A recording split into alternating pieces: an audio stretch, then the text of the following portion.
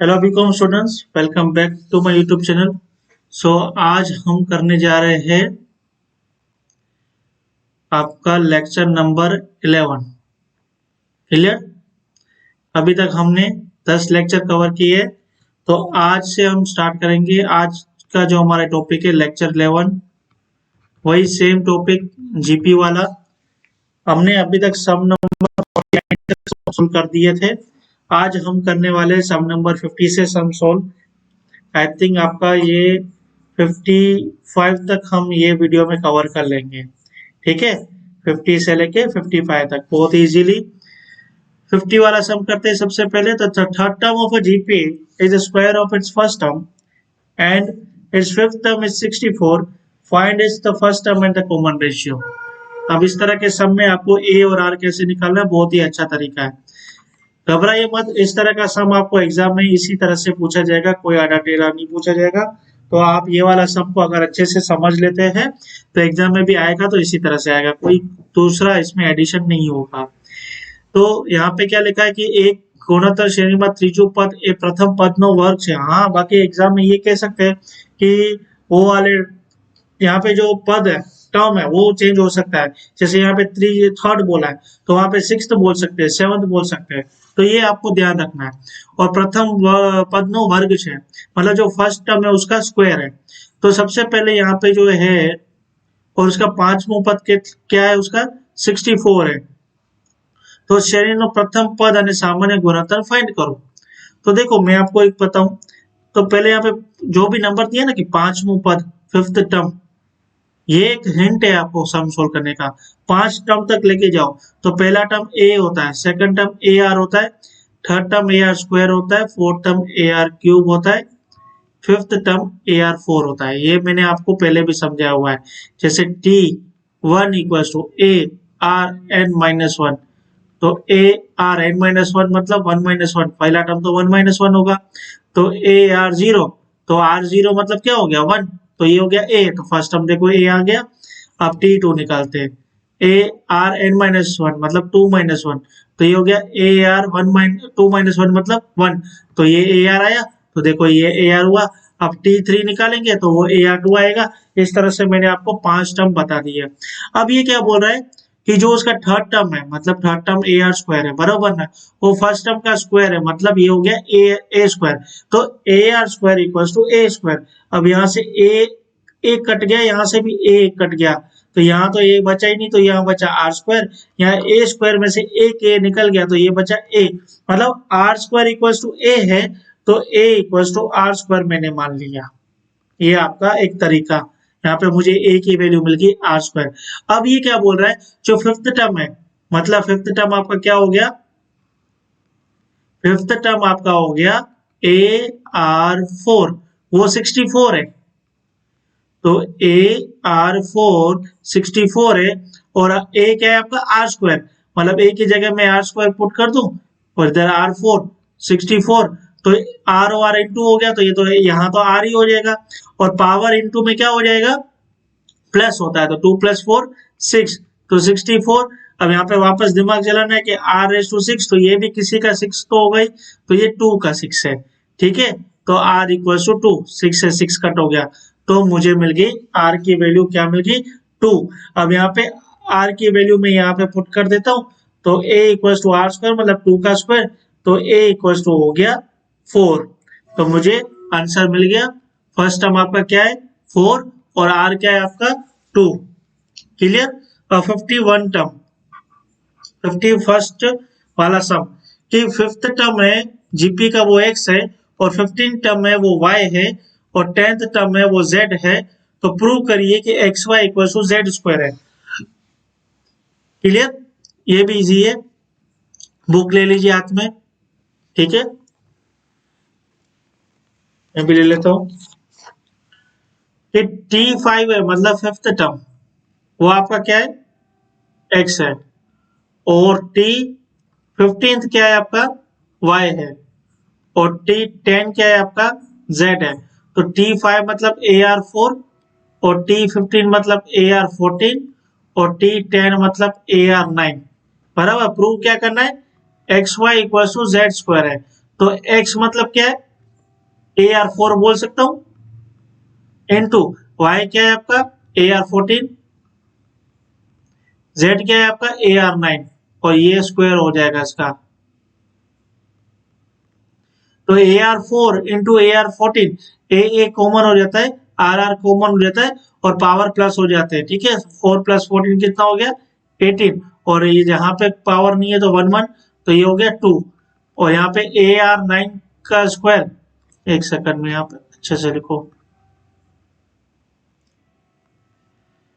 AR9 का square, तो A का स्क्वायर हो गया, और 9 का स्क्वायर ऐसे करते हैं 9 × 2 इस तरह से होता है, तो ये हो गया 18। तो देखो मैच हो गया, तो हम ये कह सकते हैं कि XY = Z² है, ठीक है, ये प्रूव हो गया।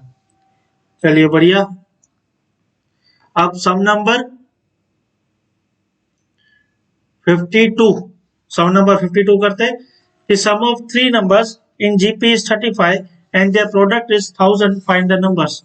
अब यहाँ पे हमको थोड़ा नया सम आया है, सम नंबर 52, यहाँ पे कैसे करेंगे, सम नंबर 52 है, देखो, हाँ बोल रहा है द सम ऑफ 3 नंबर्स। अब यहाँ पे 3 नंबर्स कैसे लेंगे, आपने देखा था कि AP वाली सीरीज में A + D और यहाँ पे A - D लेते थे, तो यहाँ पे हम सम लेंगे AR, और यहाँ पे लेंगे A/R। और वहां पे क्या करते थे, पहले जो सम था उसमें से हम निकाल लेते थे, क्या निकाल लेते थे, A निकाल लेते थे। यहाँ पे प्रोडक्ट पे लेना सीधा आपको, ये क्या बोल रहा है अभी, चलो मैं आपको 3 नंबर बता देता हूँ। 3 नंबर क्या होंगे आपके, 3 नंबर होंगे ये AR और A/R। अब इन तीनों को प्लस करूंगा मैं, तो मेरा आंसर 35 आएगा, और अगर इन सबको मैं मल्टीप्लाई करूंगा तो 1000 आएगा। तो पहले मैं मल्टीप्लाई वाली इक्वेशन ले लेता हूँ, AR इंटू AR = 1000। R से R कैंसिल हो गया, तो 1 2 3, तो ये हो गया A³ 1000। वापस दिमाग चलाओ, A³ तो ये 10 का क्यूब, क्यूब कैंसिल हो गया, तो A = 10 आपका आ गया, A आ गया आपका। अब हम निकालेंगे ये A की वैल्यू है, वो वहां पे यहाँ डालेंगे, तो ये थोड़ा लेंदी होने वाला है सम। ये हो गया A/R plus A + AR = 35। A की जगह डालेंगे 10/R प्लस 10 + 10R = 35। LCM ले लो और R को वहां लेके जाओ, तो ये हो गया 10, ये हो जाएगा प्लस 10R, ये हो जाएगा R का स्क्वायर, क्योंकि सबके इन दोनों के नीचे R लेना पड़ेगा, तो यहाँ नीचे R लूंगा तो ऊपर भी R, तो ये 10R हो गया, यहाँ नीचे R लूंगा तो ऊपर भी R, ये 10R² हो गया, डिवाइड बाय R 35। अब ये R यहाँ ले लेता हूँ, तो ये आएगा 10 + 10R प्लस 10R² = 35R। अब 35R को यहाँ ले लेते हैं और अच्छे से स्क्वायर, फिर R, फिर नंबर ले लेते हैं, तो ये 10R², ये -35R, ये प्लस 10R प्लस 10 = 0। 35 में से 10 गया तो क्या बचा 25। अब यहाँ पे 5 कॉमन ले लेता हूं, तो क्या बचेगा 2R² माइनस 5R प्लस 2 = 0। अब मैं क्या करूंगा फैक्टराइज कर दूंगा, तो ये हो जाएगा 2R² minus 4R minus R मतलब 1 प्लस 2 = 0।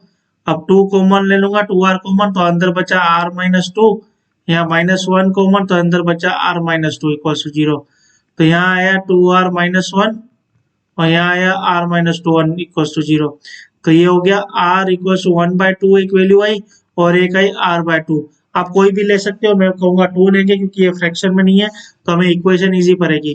तो देखो ये रही आपकी इक्वेशन, क्या था A/R, मतलब करूंगा मैं 10/2, और A मतलब 10, और AR मतलब 10 × 2, तो 2 1 जा 2 5 जा, तो 5 10 20, ये 3 नंबर है। देखो इन तीनों का प्लस करोगे तो 35 आएगा, और इंटू करोगे तो 1000 आएगा। क्लियर? तो आपको सम नंबर ये 52 समझ में आ चुका होगा। नहीं आया हो तो एक बार प्लीज वीडियो को वापस रिवाइंड करके देखिए, आपको समझ में आ जाएगा। 53 और 54 ये आपके लिए होमवर्क में है, और अब लास्ट सम में करवा रहा हूँ, सम नंबर 55 ये वीडियो में। क्लियर? तो सम नंबर 55 क्या कह रहा है, यहाँ पे 5 नंबर्स है जीपी के जिनका प्रोडक्ट 32 है, और the product of the last 2 number जो है वो 108 है, तो हमें सीरीज निकालनी है।